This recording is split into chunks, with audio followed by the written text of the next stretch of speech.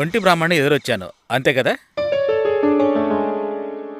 నేను ఇంటి నుంచి బయలుదేరుతున్నాను. నిజానికి నేను కూడా ఇంట్లోకి వెళ్ళిపోవాలంటారు అంతేగా?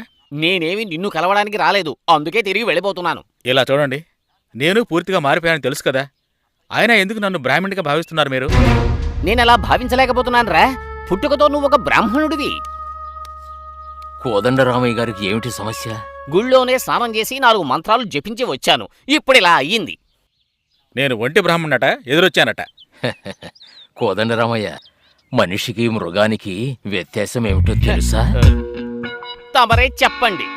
పిల్లి అడ్డంగా వెళితే మనిషి ఆగి వెళ్తాడు, మనిషి అడ్డం వెళితే పిల్లి ఆగకుండా వెళుతుంది. అయ్యో, అర్ధస్య నిష్ఠయో దుష్టః విచారేణ హితో విత్తః న స్నానేన న దానేన న ప్రాణాయామ సదేనవా.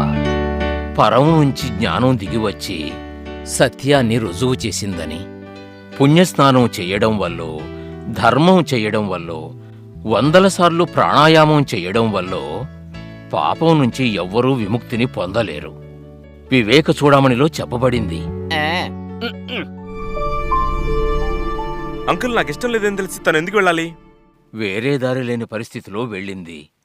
ఫ్రెండ్స్ ఎవరూ రిసెప్షన్కి రావని చెప్పారట, అందుకే వెళ్ళింది. నాతో చెప్పకుండా ఎందుకు వెళ్ళాలి? అది తప్పు.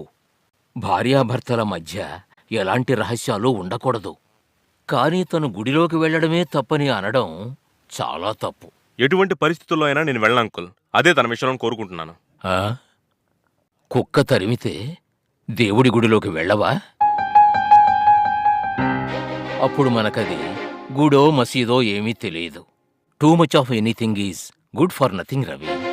ముందు నీ భార్యని బాగా అర్థం చేసుకో. నువ్వు బాగానే అర్థం చేసుకున్నావు, కానీ వాడు నిన్ను అర్థం చేసుకోలేదు. అదే ఏం చేయాలో నాకు అర్థం కావట్లేదు. జాతకాలు చూడకుండా పెళ్లి చేసుకుంటే ఇలాగే జరుగుతుంది. పెళ్ళయి 2 సంవత్సరాలవుతోంది, ఇంకా కడుపున కాయ కాయలేదు. కనీసం వెళ్ళి డాక్టర్నైనా కలిశారా లేదా? మంచి భర్త దొరికి మంచి జీవితం ఏర్పడాలంటే మా ఇంట్లో వాళ్ళు సుందరకాండ చదవమంటారు. నువ్వది పెళ్లికి ముందు చదివావా లేదా? చదవడమే లేదంకుల్. బైబిల్ చదవడం కన్నా తనకి టీవీ చూడడమే బాగా ఇష్టం అంకుల్. కాని మనం బలవంత పెట్టకూడదు.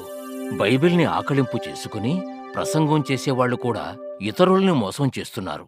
కాని రూప నిన్ను మోసం చేయలేదు. తను తననే మోసం చేసుకుంటోంది. కొన్నాళ్లైతే తెలుసుకుంటుంది. నువ్వు తెలియజేయాలి, బాధ పెట్టకూడదు. నువ్వెందుకు ఊరుకోవాలే? వాడన్నిటికీ ఏదో ఒక తప్పు పడుతూ ఉంటాడు కదా. కరెక్ట్. పంకజం ఒక్క మాట చెప్పినా అది అక్షరాలా సత్యం.